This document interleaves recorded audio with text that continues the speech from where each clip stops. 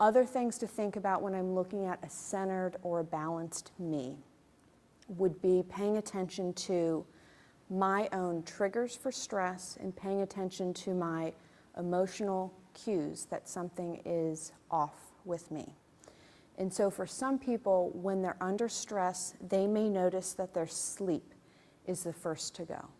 And so me particularly, when I'm stressed, I notice that I'm up at 5 a.m.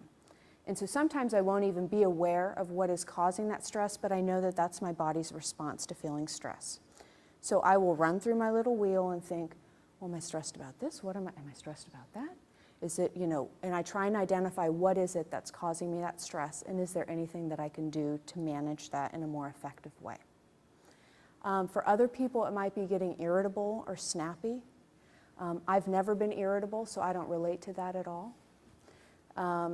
For some other people, it may be losing their appetite, and that was a joke about being irritable. Of course, we all get irritable, that's normal. Some people may lose their appetite, and so sometimes that would happen to me if I'm extremely stressed about something. And so that's when it's even more important to pay attention to that other spoke on your wheel, which is your nutrition. And then emotionally, sometimes people will feel sad.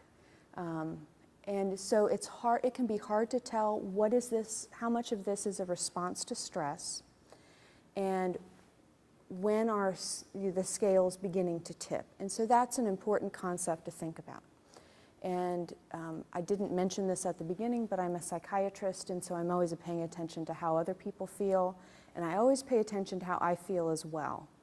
And so if I'm feeling stressed and overwhelmed, I'll always check in with myself and say, am I still enjoying the things that I used to enjoy?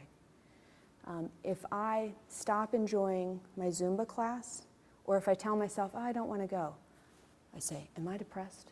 Is this a sign of being depressed?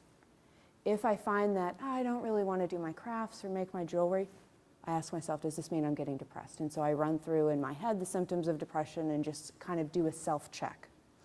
And I actually think that's a useful skill for a lot of people to do.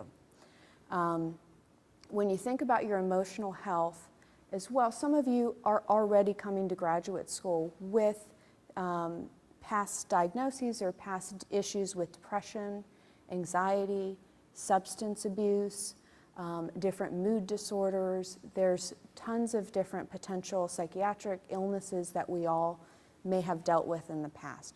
It is extra important to realize how stress impacts your anxiety disorder or your depression, and what do you have control over in your life to make sure that you're not adding to the increased risk of having an episode during graduate school. And so just being very kind to yourself, being very attentive and thoughtful and mindful.